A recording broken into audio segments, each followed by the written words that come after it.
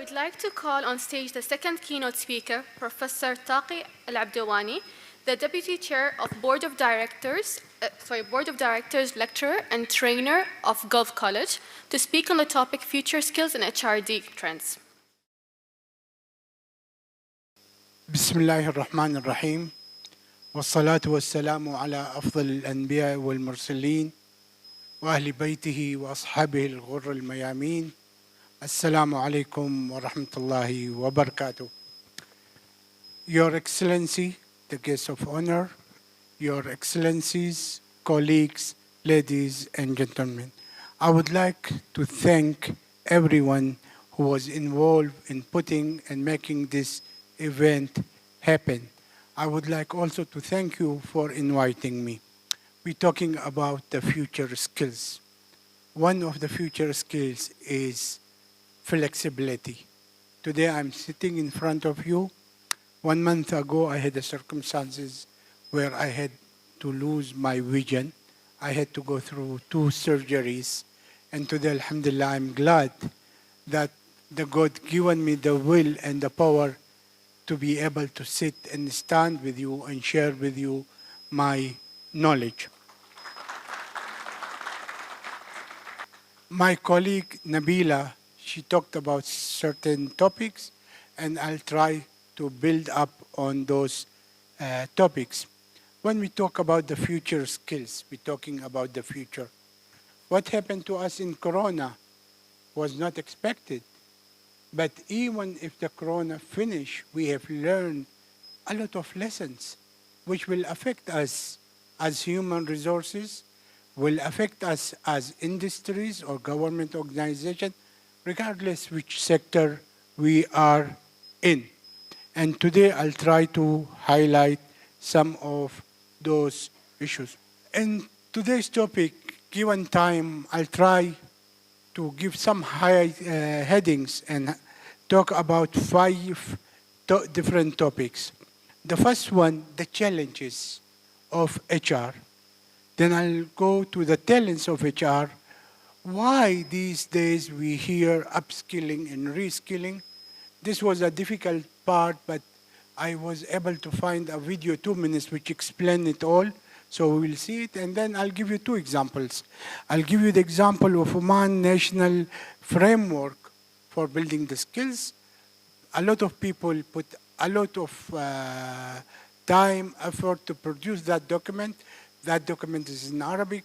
I'm sure you will be able to get the English translation of that. And then I'll talk about the organization which I belong to, CIPD. CIPD, after Corona, they have produced professional map. We will go through it also, so you know what is available and why people think about different things. Okay, when we talk about HR challenges, and by the way, when I talk about those HR, I'm focusing on human resources, regardless which sector they are. But HR are driven by sectors. If I'm a government sector, then my priority is different. Social, economic, probably providing the services. But if I work for the private sector, then the bottom lines are very, very important to us. So what happened here, we saw recently, and I'm a member of few international associations, because I'm chartered fellow in human resources, chartered fellow in marketing, and chartered fellow in accounting. We see that people really care on our vision, mission, values, and what is the organization is about. Why? Because there is competition. I was in one of the sessions about 6 months ago in one of the neighboring country, and they said to me, is the competition is only in the private sector? I said, no, even in the government, because people start comparing what ministry provides, what sort of services and how they provide, ministry to ministry. So the competition coming to every sectors. The whole thing is about the sustainability. Now we know the human have a time to live, 80 years, 70 years, 100 years. It's the same with the organization. The biggest challenge the organization face, I'm talking about the private sector here, is after the 5 years. The sustainability after 5 years is very difficult.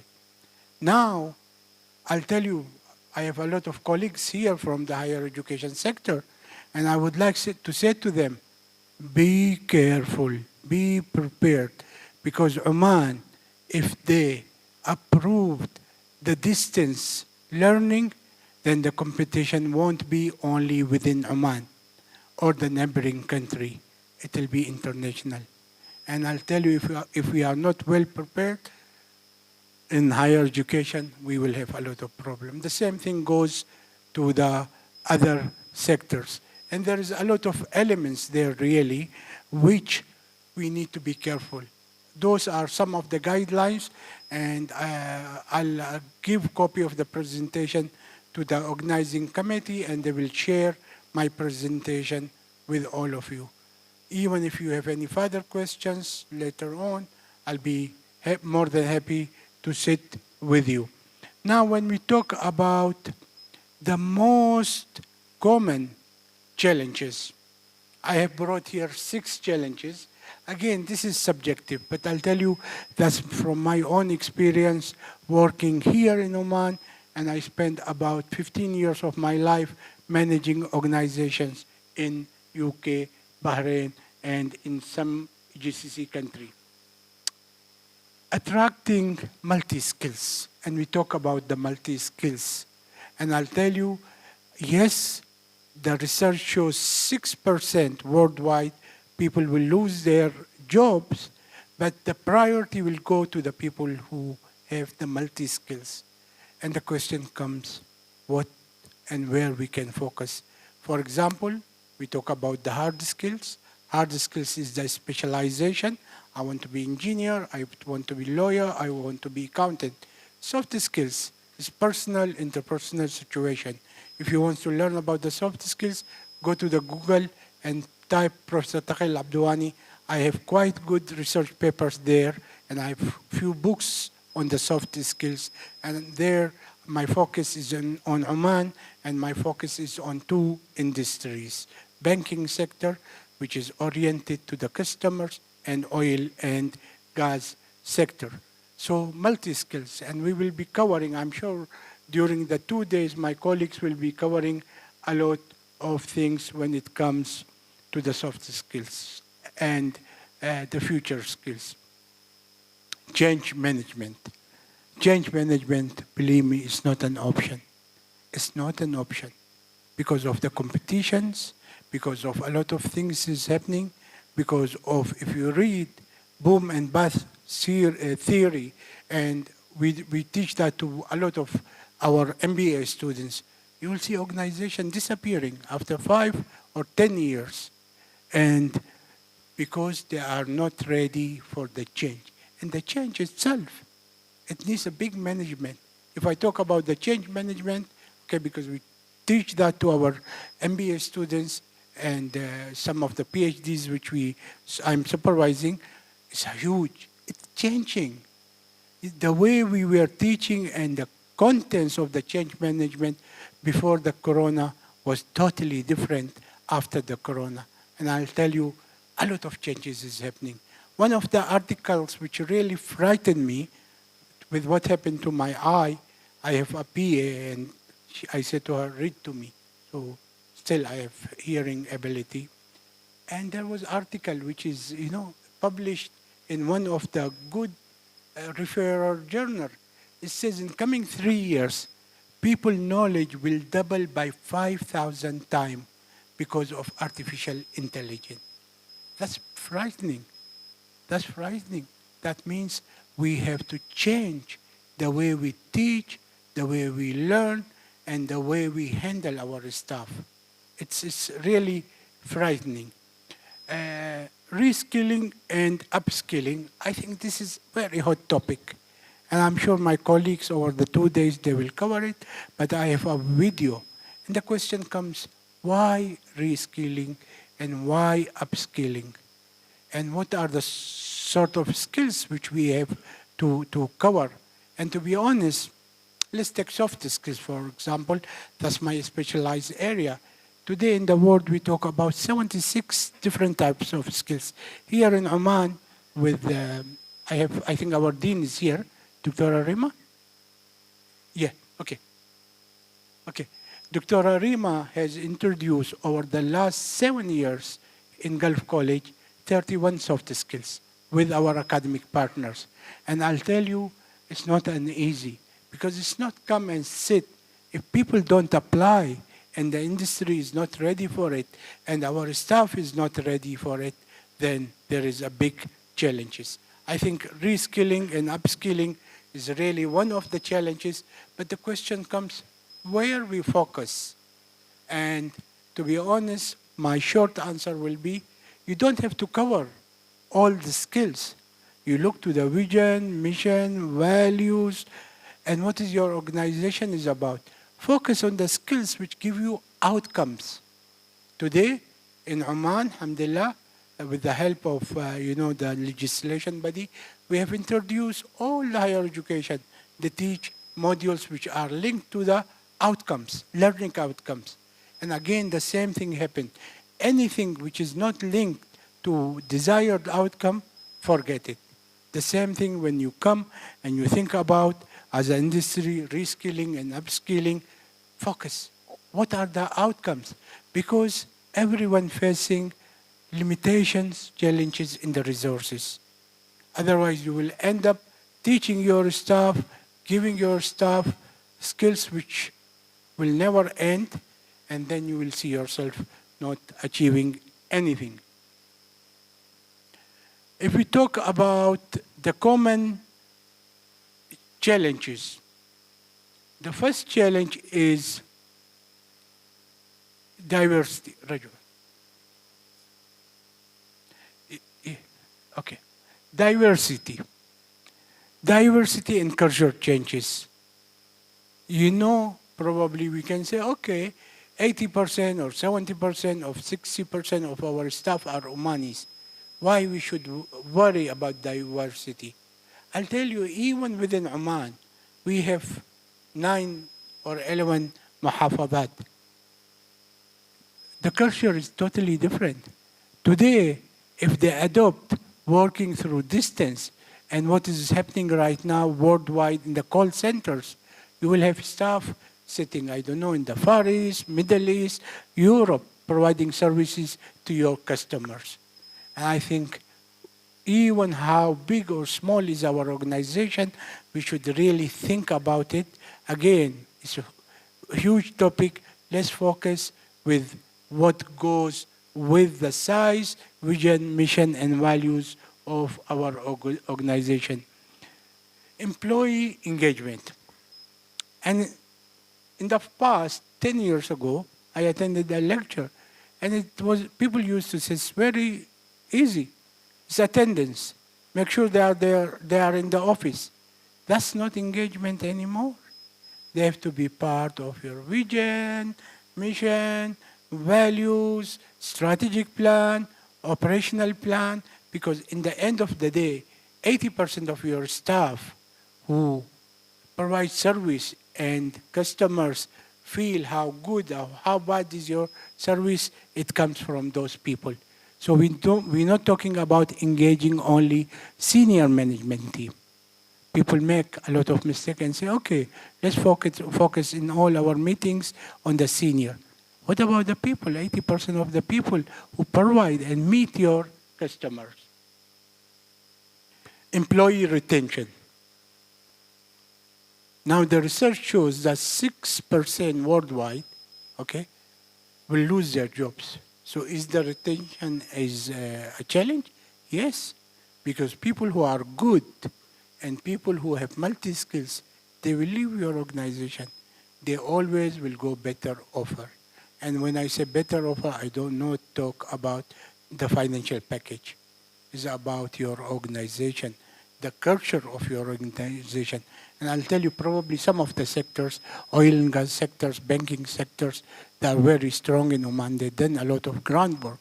But other sectors in Oman, I'll tell you, we need to learn a lot from those two sectors.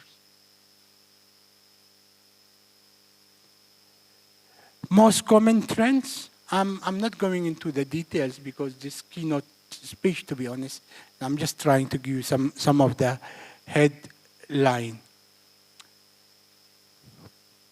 Remote working, is it an option? Now after Corona, we see most of the organization, welcome back. But I'll tell you, I was with one of the UK universities about 3 months ago, and what they have done, 80% of the administration, they said, work from the house. We will convert those offices into classrooms. We will utilize the resources better.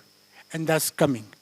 That's coming because part of the competition, you know, when we talk about the product or service, we talk about the quality, we talk about the time, and we talk about the cost. Cost reduction is going to take a big place in the agenda in coming future. So really, that's coming up. And I'll tell you, it might come up slow, little bit slower here in Oman, but it will come because I can see it. I can see it in Canada, USA, UK, even USA. USA was, you know, when we talked about working from distance and blended learning, USA was a little bit against that policy. Things are changing. So we have to be well prepared. My colleague Nabila talked about the automation and the digital platform. I was in UK and I spent about 12 years of my life UK working there, delivering lectures through digital platform. They started it since 1995. In Oman, suddenly we had to do this. But let's look to what happened to some of the platforms. Zoom, Google Meet, Microsoft 360. Now, even meetings. We can do meetings, and I'll tell you, students' attendance, if you ask me, and I teach here in Oman also, it's much better for me to monitor students' progress, students' attendance, students at risk through the platform than face-to-face. Because it gives me bigger scope for individualizing with each student. Productivity, that's a big challenge. Productivity, whether in products or in the services. Again, when we talk about the productivity, we talk about the quality, time, and the cost. Internationalization is coming. We will be competing very soon with China. Are we ready to compete with China or with the leading higher educations if they open, you know, universities without boundaries, for example? And that's one of the protected sector. What happens to that sector? What happens to the manufacturing sector? This is, I think, very interesting part, and I'll try to work very hard on it. Then I found very nice video, which probably will explain why upskilling and reskilling. So it's 2 minutes video, it's not long. So enjoy the video, please.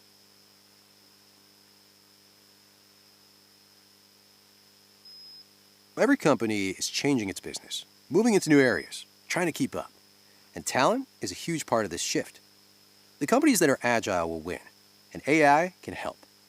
The best employers use AI platforms to view the capabilities of their workforce. Talent leaders can see how their workforce measures up to competitors, and companies can see who in their network, whether it is an employee, past applicant, or a contingent worker, has the potential to move into new, emerging growth areas for the company. Meanwhile, employees can choose the jobs they aspire to and see what capabilities they need to move into those roles. Then, they are recommended relevant courses to add to their skill sets. Employees can also take on projects. The AI can match employees with short-term projects based on their interests. These projects can help them sharpen their skills and add the capabilities they need to move to new internal roles. Let's take an example. A healthcare company's business is changing, and it's moving more toward telehealth. First, it can use AI to see if the capabilities it needs are currently found in its own workforce. Then, it can see how this set of capabilities compares to its top competitors. It can determine if a competitor is more prepared for the future of work in the healthcare industry. From there, the company can match up employees from other parts of the business with roles in the growing telehealth business. Its employees can see what courses they need to get up to speed based on the capabilities that are needed. Employees can take on projects to add skills as well. And the company can look at its network, such as past applicants or past employees or contingent workers, and see who has the capabilities needed as it expands the growing parts of its business. Being able to move the right people into the right roles based on their capabilities gives companies a real advantage. This advantage can only be unlocked by using the most advanced artificial intelligence with a deep understanding of millions of skills and capabilities. My colleague says the time is over. I'll just take two more minutes. Okay. This is the Oman National Qualification. It's a big booklet. I just took a picture of all the skills, Ahmed. And here, to be honest, what they have done, they divided the skills in the basic skills, technical skills, and the applied skills. Okay? So again, the details of those are in that booklet. It's in Arabic. I'm not quite sure whether the English version is out or not yet, but if not, I'm sure you might be able to get some translated one. The second one is this one, CIPD.